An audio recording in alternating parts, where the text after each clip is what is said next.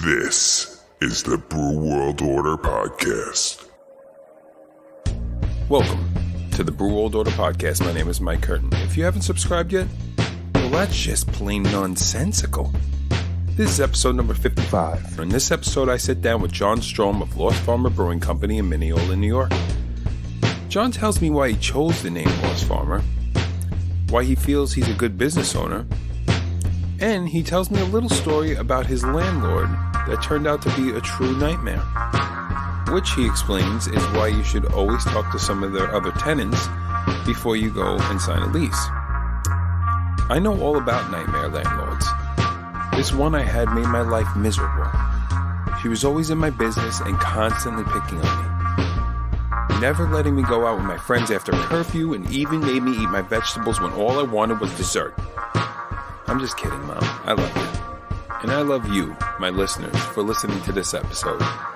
And future episodes or past episodes, just saying, just throwing it out there. So please, sit back, crack open a beer, and enjoy the podcast. Hey guys, this is the Brew World Order Podcast. My name is Mike Curtin, and today I'm with John Strom of Lost Farmer Brewing in Mineola, New York. Dominic Petralia and John Strom both grew up in Garden City and met at a young age in grammar school. As they grew up, they stayed close friends, until Dom went off to college. John stayed back in Garden City working many blue-collar jobs. John's continuous work with his hands led him to owning a successful construction company, which he still owns today. The two continued to stay in touch over the years until Dom came back from school and got into the wine import-export industry. In June 2020, Dom had given John a call to wish him a happy birthday.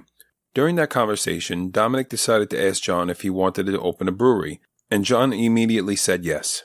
Dom responded with, "John, you didn't even ask me a single question," to which John replied, "I don't have any, I just want to open a brewery." It turns out Dom's next-door neighbor, Brad Gunn, was a chemist and had been homebrewing in his basement for over a decade. Dom's background in the wine industry got him to thinking about Brad's skills and how they should consider opening a brewery.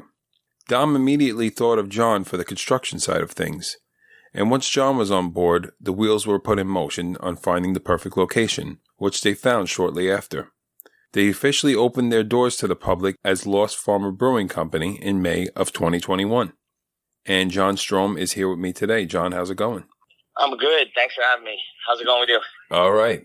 First off, how did you come up with the name for Lost Farmer for your brewery? My partner and I, Dominic, when we were looking for these locations, as we were walking through them, we kind of found one that was really set back and secluded in a courtyard, and it stood out to us as Lost. So we wanted the name to involve Lost in it because it was very hard to find, and we kind of liked that about it. Then the farmer part just comes from kind of paying more homage and respect to the people that are the farmers that are making the grains and the malts that we're using to brew the beer. Because without them, obviously, none of this would be possible. Yeah, right. So during that whole process, from when you guys decided to actually open a brewery to the moment you actually opened the doors to the public, what do you think was the hardest part for you personally? I think obviously the times were extremely difficult because it was June 2020, so we were in the middle of something that the world had never seen, a pandemic. Right, yeah. So, that was so unknown. Every day we were waking up, we were watching the news, we didn't know what to expect as a world, as a community, as a country, as a state. So we were kind of going into this thing like, hey, the world is unknown, but at least we can put this place together because, this pandemic was playing day by day. We'll have a great spot to hang out at, Right, so right. I think the biggest struggle was obviously COVID. But then, I don't know, as time went on, the weeks, the months, the years, we realized that, maybe this was just going to be a great idea because of the timing where things started to realize there was dates that were being put out that we were going to open back up. So the timing all just happened to fall. It was unplanned. It happened to fall together perfectly. But I would say the struggle was the pandemic. Yeah. Yeah, I would say so too. As for most business owners, for sure. Yeah, right. So how did you go about funding your business?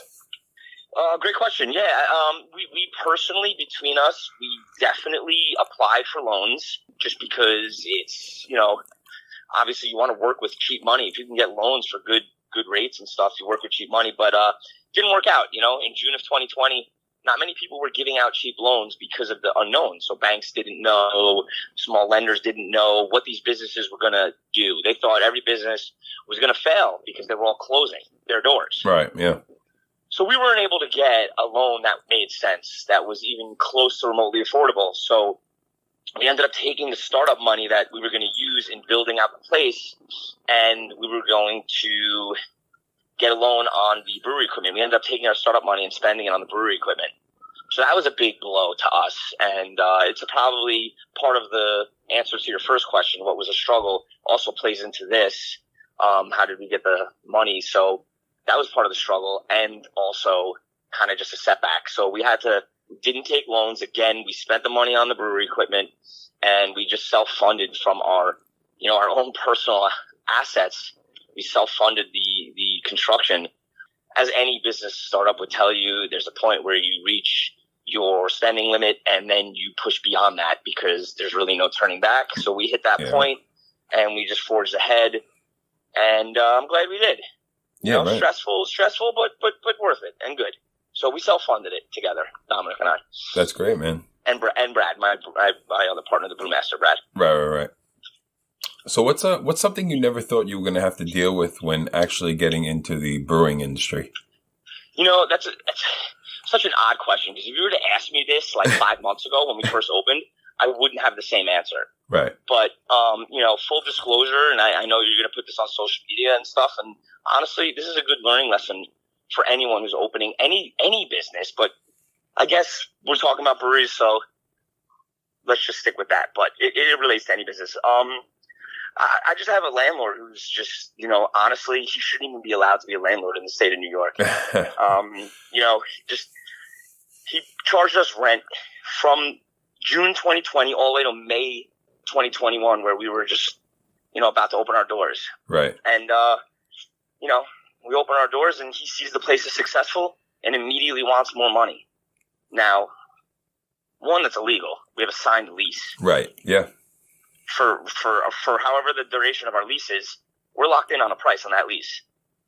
We paid him without any income for a year while we were doing construction on the first of every month. Now we open up and we're busy, and he thinks that we're, just rolling in money. We have investments to make back. We have this all of return on ROI, and the return on investment has to be made back. He just thinks we're just floating in it. He wants more money from us. And it's not even like, I had the conversation. I sat down with him. I said, how much more money do you want? Because honestly, the last thing you want to do is not be able to coexist with your landlord. You want to get along with him, right? Of course. So, yeah. Because he can make your life hell. So instead of, him like coming up with an agreement like, I'll give you 10% more, 15% more on rent, which I didn't even have to do, nor should I ever have even offered. Right. He tells me he wants 10x the rent. 10x the rent. That's insane. Which he basically knew we wouldn't be able to do or afford. So he just wanted to just be like this. Right. And now, he's making our life miserable over there. And it's unfortunate because we don't own the building. So once the lease runs up, it is what it is. Right. We'll have to move. We probably wouldn't move forward. We're already looking for another spot to expand, but also maybe another spot just on the same block that we're on now, so we could stay because the community loves us. Right. Yeah. And our only problem, or literally our only problem, is our landlord. It's crazy. Yeah. Yeah. He's actually a nightmare landlord. There's so many things I want to say that I won't say, but right. He's a nightmare landlord. Yeah. Keeping it as pleasant as possible. Yeah. But I mean, he knows what he's doing. I hope he hears this too. Not that he would, but I hope he does. Yeah. I mean, I don't know. I hope as many people hear as possible, John. Yeah. I'll be honest. No, and honestly, that's one of the things. That's definitely one of the things that I would wave caution to anyone opening a brick and mortar location. That just make sure you got to ask previous tenants of his. Right. That's the problem. That is the problem. And I wish I did this. I wish I thought about this. Maybe I'm stupid.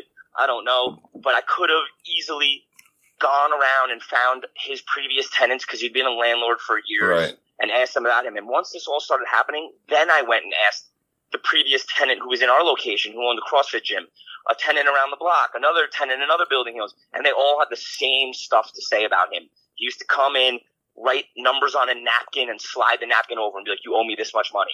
Outside of the rent. That's insanity. It is, and they all have the same things to say about him. Right.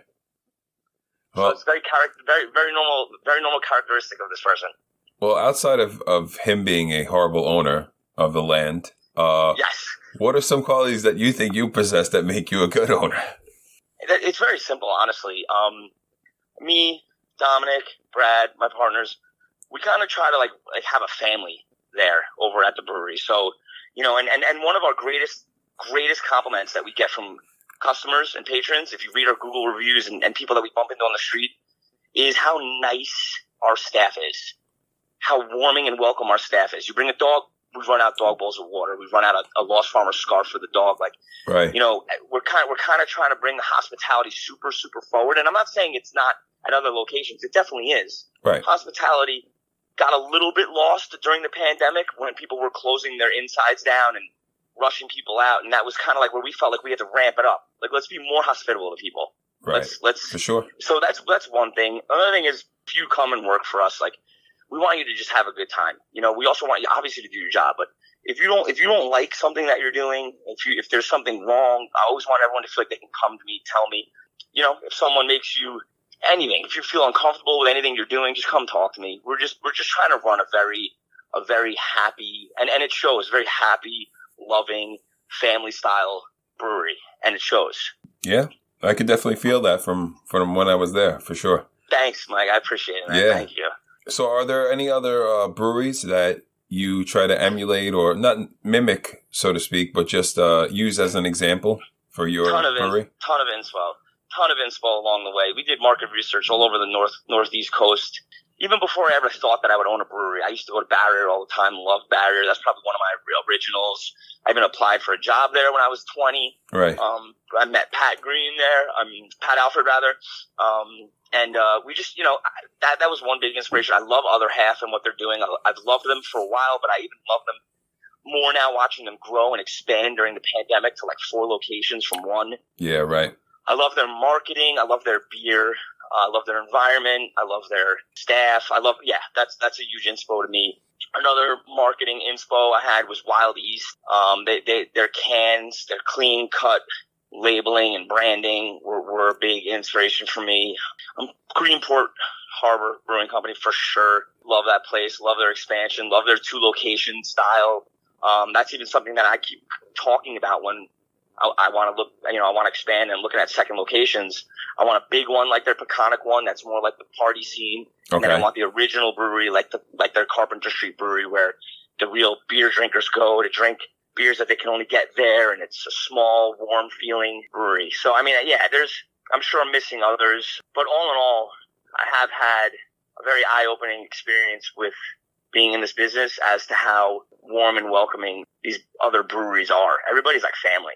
Yeah, right. Yeah, I hear that a lot, that it's like almost like a brotherhood. It is, and I didn't know that going into this, so right. I thought maybe everyone was kind of going to, who are they going to like us? Are they going to be welcoming? And it was definitely that. They were. Every single one of them. I went up to Hops on the Hudson at a beer festival, and they couldn't have been nicer. Owners of other breweries were just coming up to us, Dubco, Wild East, like Gun Hill. Yeah. Just being like so just welcoming. Hey, heard about you. Let's taste the beer. Your beer's great. Your marketing's great. Just making me feel like everything I'm doing was worth it. Yeah, deep down, I think it's just like, hey, I'm really big into beer. You're really big into beer too. Hey, let's talk about it. It's awesome. It's so awesome. Yeah, right. So speaking of, when you're reaching out to all these different breweries and meeting all these different people, how are you dealing with distribution of your beer, and what's your main focus at the moment? So honestly, we're pushing as local can get to our brewery right now. Right. So we're at about 12 locations that are an arm's length away from our brewery. Because we're self-distributing, we're throwing them in the bed of my pickup, and I'm driving them over there. We're on tap at a couple bars, I'd say 3-4 bars, and we're on the shelf at maybe 4 grocery stores, and on the shelf at probably 4 beer distributors, and then we're at Hopscotch.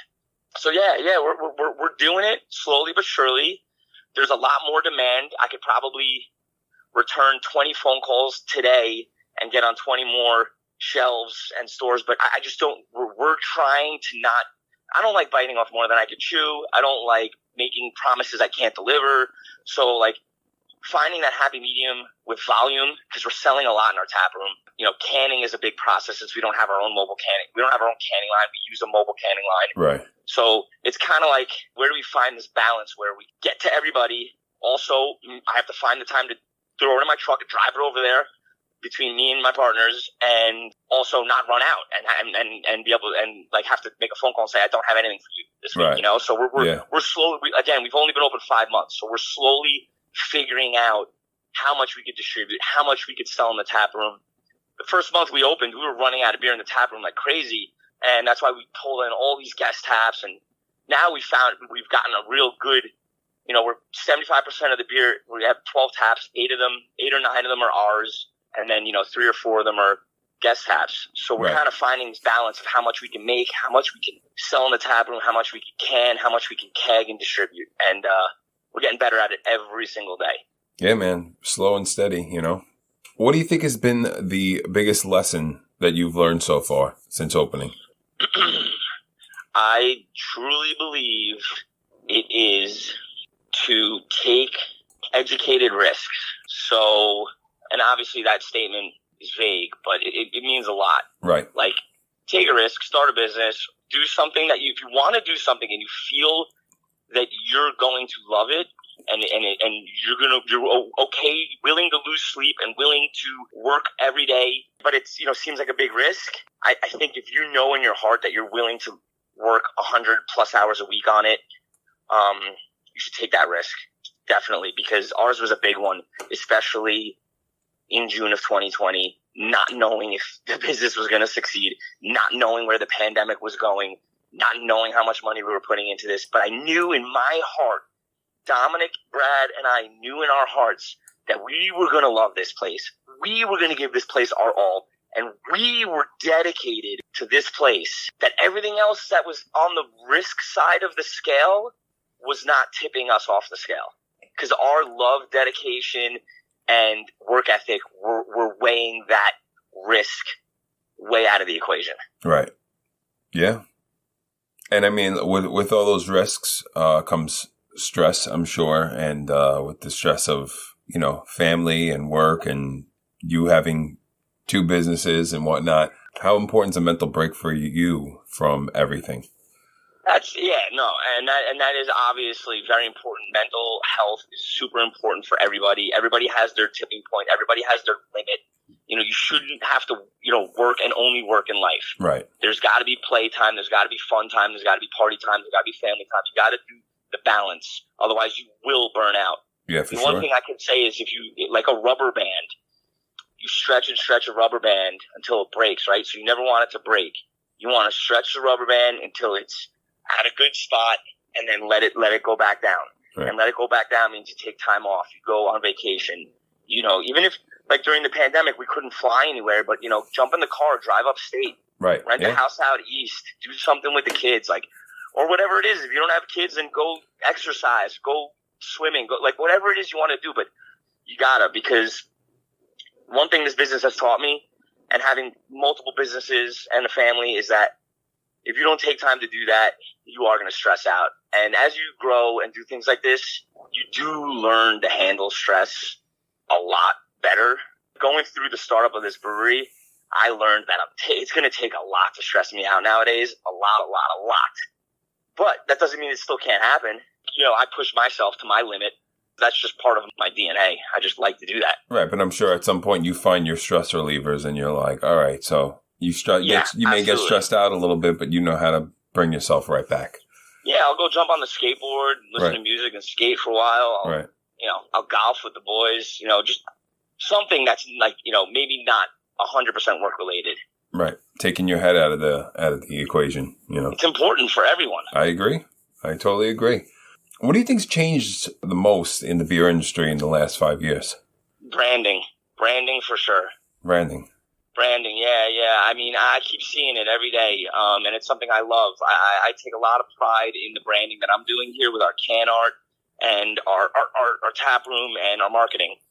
But, you know, over the past few years, I've noticed a lot of beer brands and craft breweries are taking like a fresh squeezed, juicy IPA, and they're mimicking like the Tropicana logo, but just a little bit off. Right. Yes. Like that, like major brands that are home known across the country, taking that logo that's similar to that beer flavor and just tweaking it a little bit and putting it on the label. That's a big trend that I've noticed that's changed a lot. Because, obviously the brewing of the beer has, it's goes back as long as we know monks and everything. So it's like, and we're going back to those styles too, which I love, IPAs are big. I love IPAs as most craft beer drinkers do, but I feel like I'm seeing the tilt back to like Pilsners. Yes. Lagers. And those are my favorite styles of beers. Pilsner, German Pilsners, European Pilsners, Italian, German lagers, American lagers, like just bringing these classic low ABV beers back into the craft scene. Just awesome. Yeah, man. I was big into IPAs for a really long time, and then I think I burnt myself out on them. And now I'm like kind of like testing the waters. And, like when I'll do a flight, I'll go to a brewery and I'll be like, you know what? Let me try this Pilsner. Let me try this lager. Let me try this. Just like anything different other than, like I'll still try an IPA and a stout, but like I'm trying to mix it up a little bit because it's just like there's so many good beers out there, and I you don't get to try them unless if you're not into that style, but definitely branching out more than I have been in the past. I found my way. Same, I could relate. When I was in, my early 20s, I was drinking lagers and pilsners. Then I got into craft beer, drinking tons of IPAs. And now I'm back in my mid 30s, back to lagers and pilsners as my regular go-to. I think it's because, when I was younger, like you said, I was drinking so many of those that it was just like, I've already tried so many of them. I don't need to try them anymore. Like I'm ready for IPAs and stouts and things that I never tried, But yeah, like you said, I'm back to those. But yeah, we're back. Yeah, I'm back, baby. Speaking of drinking when you were younger, what do you think was your gateway beer into the craft beer world? Yes, definitely easy answer. Barrier Money IPA. That was a big one for me. I used to drink it all the time. I used to go there, grab it. It was definitely my introduction to the craft beer scene that kind of piqued my interest. Right. And what do you think's next for your brewery? What does the future look like for Lost Farmer? It looks pretty bright. We're hiring regularly, growing, and we're looking at new locations. We want a second location and possibly more. We don't know, but definitely growth. Awesome. Happy to hear that. Thanks, man. We are too. Yeah, I'm sure. And if someone came to you and asked you for advice for owning their own brewery, what advice would you give them? I guess it would go back towards my original answer. I'd say don't be afraid to take the risk, right. But educated risk, right? Don't throw your money away. Of course. And that's not an insult to anyone. It's just make sure that the risk is educated. So weigh it out. Are you willing to work those 100-hour plus weeks? Are you willing to lose some sleep? Are you willing to deal with like problems? Because there's no way you're going to do this without problems. There's just no way. My advice would be definitely do it. I'm always do it type of person. Like right. Nike, just do it. Right. Just do it. But weigh it out. Weigh the educated part of it. Make sure you ask yourself the proper questions and just line everything up. Line everything up with New York State. Line everything up, if it's in New York State. Line everything up with New York State Liquor Authority. Line everything up with the village you're opening up in. Make sure the board is on your side. Make sure the landlord is on your side. Yes. Make sure the paperwork is filled out properly. And that was one thing that Dominic did a great job on. He did the New York State Liquor Authority paperwork. I did the Village of Mineola paperwork. We did them simultaneously so that they lined up and we were able to open our doors and get our licenses in 9-10 months. Right. Yeah. It's awesome. Good partners too. Good partners. Yes. If this is gonna be your new venture and you're opening a brewery, make sure you have someone to lean on. Make sure it's easier with partners for sure. Yeah. Right.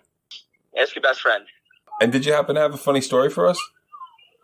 Yeah. We have this neighbor who owns a fencing company, a sword fighting company.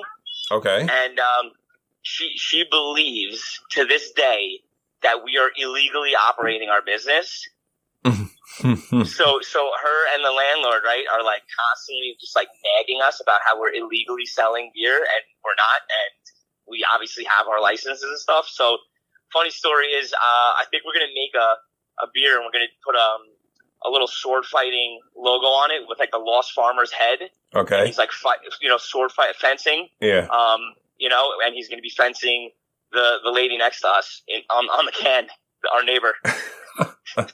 And we're going to put it in all the markets. That's great. I'm sure she'll be happy. I'm sure she'll be happy to see that.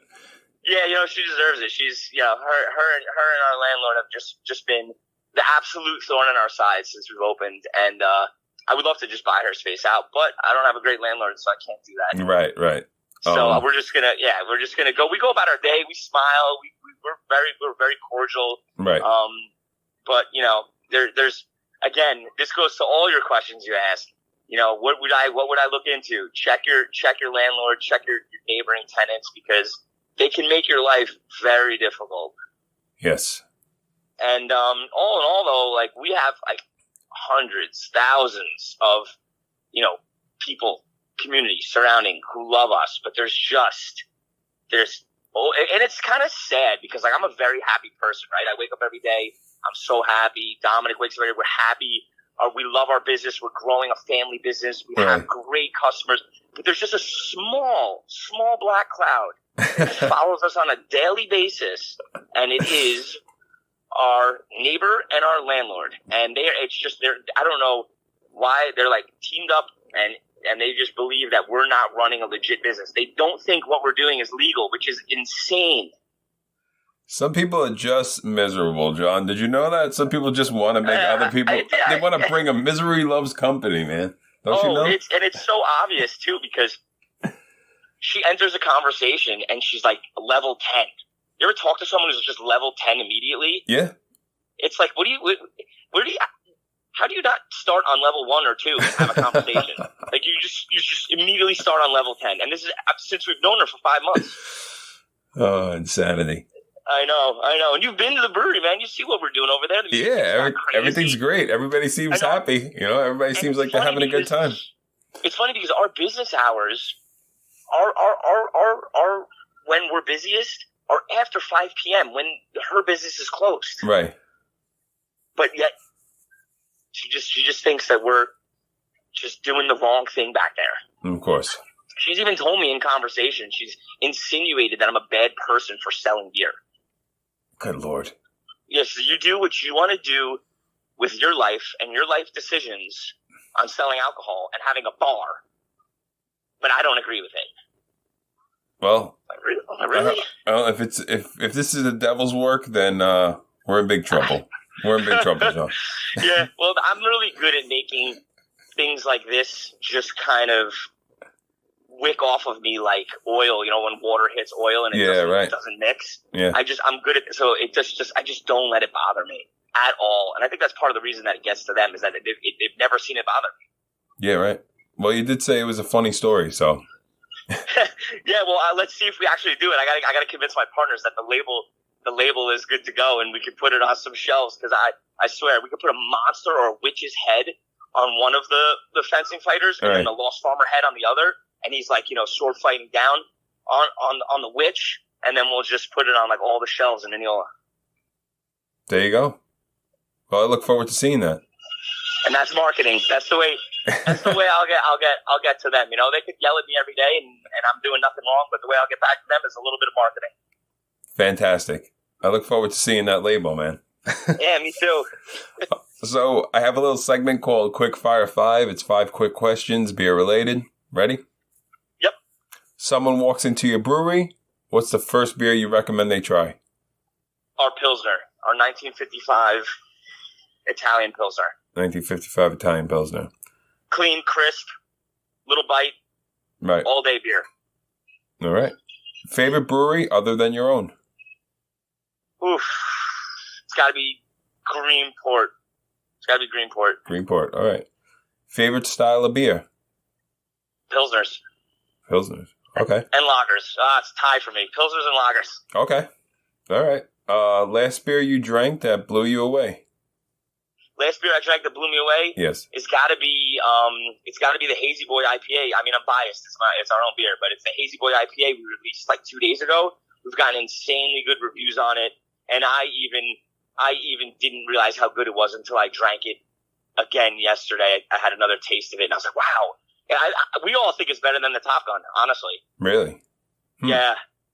So. All right. Well, I don't live too far away, and I'll let you know what I think. Cool. Please do. And you have one keg of beer to hold you over for a 2-week quarantine. Which beer are you choosing? Guinness. Okay. John, that's it, man. Thank you so much. I appreciate it. Thanks, Mike. I appreciate it, man. I'm Mike Curtin for the Brew World Order, here with John Strom from Lost Farmer in Mineola. Thanks, man. Have a good day. Take care. Hey guys, thank you so much for listening to my interview with John Strom of Lost Farmer Brewery in Mineola, New York. Whether you're passing through, you live in the area, or you're just visiting a friend nearby, you should definitely check him out. Also, give him a follow on social media while you're at it.